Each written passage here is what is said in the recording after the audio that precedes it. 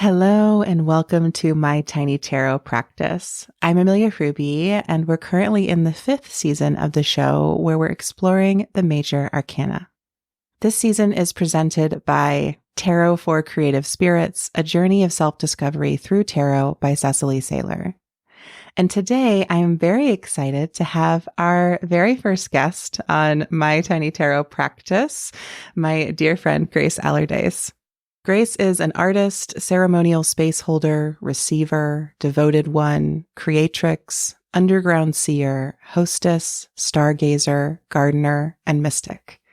She is one of my spiritual guides and someone who I love talking about tarot with. And today she's here to share her interpretation of the High Priestess with us. So welcome, Grace. Thanks for being here. Thank you for having me. I'm so excited. Could you begin by describing your image of the High Priestess? What does she look and feel like to you? The first thing that always comes to mind with the High Priestess is just this blue. In many decks, in most decks, she's just this silvery, blue, sea greeny color, whether that's in the Thoth deck, it's more like a sense of aura of light. In the Rider-Waite-Smith deck, it's like she's wearing these silvery blue garments. And so I really just see color when I first see her. Color is always a very grounding transmission for me. Sometimes I just remember things in color. And I think when I see her too, the first thing that I notice is I see her in contrast to the magician.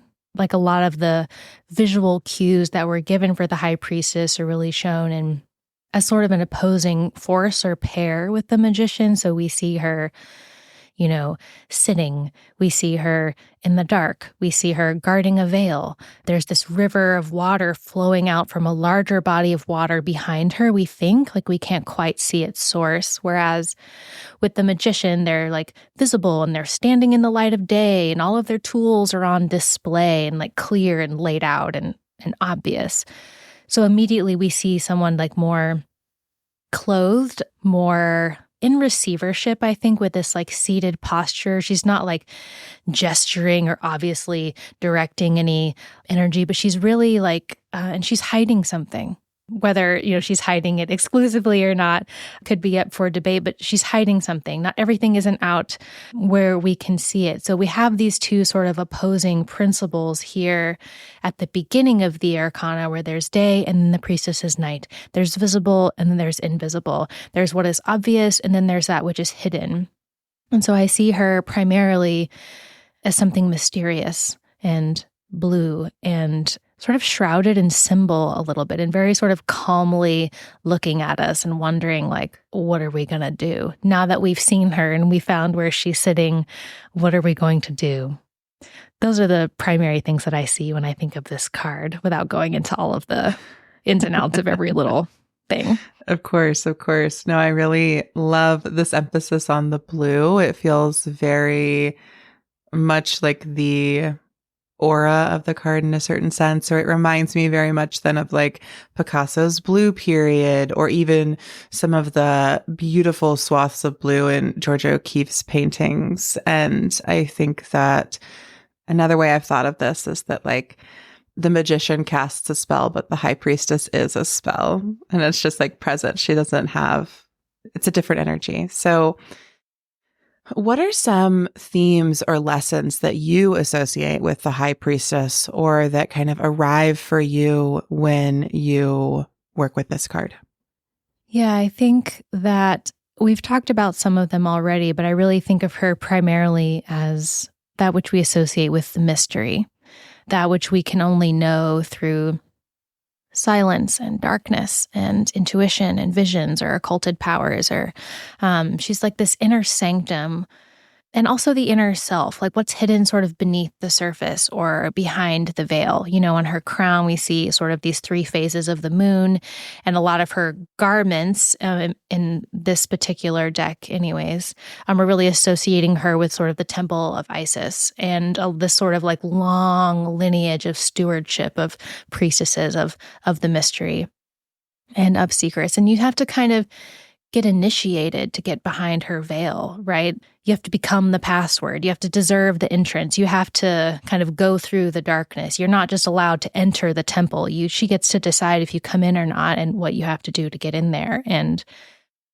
it makes me think a lot of the old like initiation rites. Like we may not know all of what went on for all of them, but a lot of them definitely involve darkness or like being led into these kind of underground caves or spaces. They involve altered states of consciousness and sort of receiving the vision of one's life, really, and like the story that you are in this lifetime kind of accountable to. And those kinds of things, when we are gracious enough to receive them, are life-changing, and they absolutely usually end up being so meaningful to the person that they change their lives. And they're really hard to explain. They're hard to communicate to somebody else. They're almost impossible to describe, except in a language of mystery and symbolism and myth and sensation. But often they're also the things that feel the most true for us, kind of irrevocable in some way. So there's something like the entrance to the temple, I think, is something that I'm really thinking about. And then, of course, some of her obvious themes, like that which is lunar, that which is watery, that which changes. The water's ice and now it's a waterfall. It's fog and now it's rain. The moon looks this way and tomorrow it's going to look a different way. That sort of changingness and fluidity is very much a quality of hers and a lesson of hers that I think is a really important embodiment of this card. And I think of her very much as like an interstellar traveler, right? Like she's here on the earth, but she obviously has access to some really special inter-realm things kind of behind her and below her and above her. Like her shape-shiftingness gives her a lot of wisdom and access to places that may not be obvious. Mm-hmm. Are there any historical figures or fictional characters or even stories or songs that really embody the high priestess for you? It's funny. I just watched Dune Part 2. I mean, you see the archetype of the priestess everywhere, really. Like she is the priestess, she's in the Matrix, she's the Oracle, she's in Dune, she's the Reverend Mother in this like long line of women holding this water of life and secrets. And you see her everywhere in like mythology or in history, like the Herea, the guardians of the holy things, right? They're seen with like the animals and the snakes and the sex magic and the oracles and the ritual and like she's Isis and Artemis and Mary Magdalene and Demeter and Persephone. Like she's a transmission. Like we talked about her being this principle. We see her sort of transmitted and embodied through all of these different myths and stories and movies. We have this like Galadriel figure, right? And like Lord of the Rings, like she shows up in so many different ways. And Hecate, like these characters that are really holding down that principle.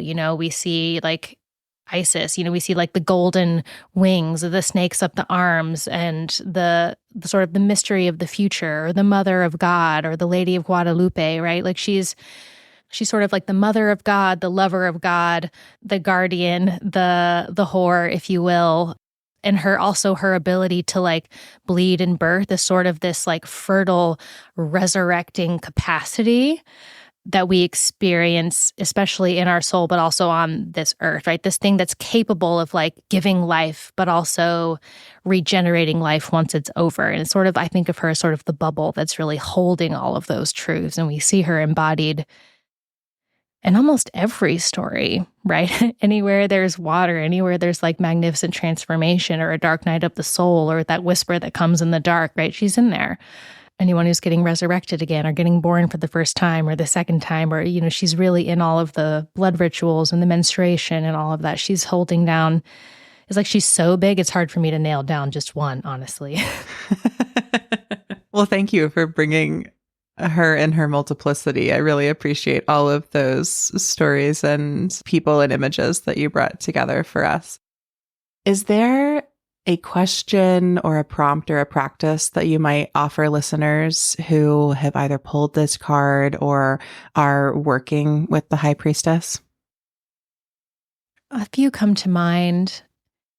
One is seeing her really as an invitation to cultivate just more like wild, irrational beauty into your life?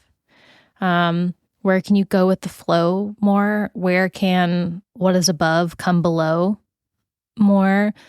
Are there any invitations that you can receive to like seek truth by being still or by being quiet? We're really good, I think, in our Western overculture at going and getting things, but we're not great at strengthening receivership. We're not great at pulling it in by holding still. Like that's a really weak skill, I think, and it's a really powerful one, and it's hers.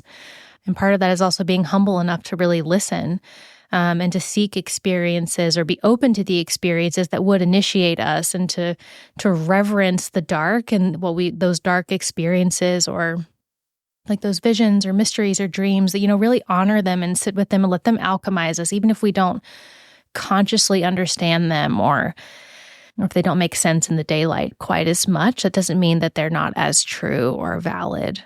Another thing that's kind of coming in for her is like the wateriness and the lunarness, which is also kind of a principle or a law of this realm, is like, to not get too attached to the form. Like water is this way and then it's that way. The moon is like this, then it's like that. To really like give ourselves space to kind of grieve with the constant transition of life and acknowledge that, everything we think we are in this form is going to change. Everything we love in this form, we're going to lose it. And so who are we then? And what is life about? And what lasts forever? And how do we love then? And how do we live as a reflection of that truth? Like what's kind of under all of that? And sort of to strengthen those muscles, but to also really like receive and drink from that fountain instead of being afraid or pushing away that fountain, and see how much more alive we can become and how much more beauty wants to come in, and the things that we can only know when we're operating under those truths, I think. So beautiful. Thank you. Is there anything else you'd like to say about the High Priestess or share with us? I feel like something that's been coming up a lot in work in like smaller circles and one-on-one sessions a lot is this concept that like people feel like they have to kind of choose between enlightenment and embodiment. And there's a little dance that I think that we truly do, where that sort of enlightened embodiment is kind of where I've landed with that. And I feel like, the priestess is really holding down this left-hand path of knowledge and wisdom that is about stepping into your power and doing away with projections and receiving all that life and your story and the vision of who you are can come into being. And I think that's really important. And also that there's some seed always of the future in her, that even when it looks like things are falling apart and crumbling and going away forever, there's always a seed.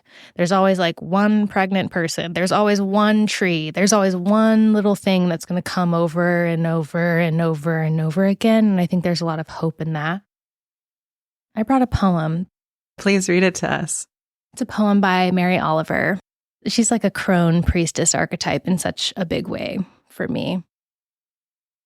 This poem is called "You Are Standing at the Edge of the Woods." You are standing at the edge of the woods at twilight when something begins to sing, like a waterfall pouring down through the leaves. It is the thrush. And you are just sinking down into your thoughts, taking in the sweetness of it, those chords, those pursed twirls, when you hear out of the same twilight the wildest red outcry. It pitches itself forward. It flails and scabs all the surrounding space with such authority you can't tell whether it is crying out on the scarp of victory with its hooked foot dabbed into some creature that now with snapped spine lies on the earth, or whether it is such a struck body itself saying goodbye. The thrush is silent then, or perhaps has flown away. The dark grows darker. The moon in its shining white blouse rises. And whatever that wild cry was, it will always remain a mystery you have to go home now and live with, sometimes with the ease of music and sometimes in silence for the rest of your life. The moon in her shining white blouse. Oh, I know. Thank you. Such love for the world that only Mary Oliver can deliver. Yeah. Well, thank you, Grace, for that poem and for everything that you've shared with us. For folks who want to spend more time with you and your work, I will direct them to your website, home-bodies.com, where they can find your podcast, Homebody, as well as your amazing water medicine offerings, which I think are very much in the spirit of the priestess herself. And you can get on her newsletter on the website. So thank you again, Grace. Thank you, listeners. Thank you to our sponsor, Tarot for Creative Spirits, a journey of self-discovery through tarot. If you head to the show notes, you can find an exclusive discount code to get your copy of that book.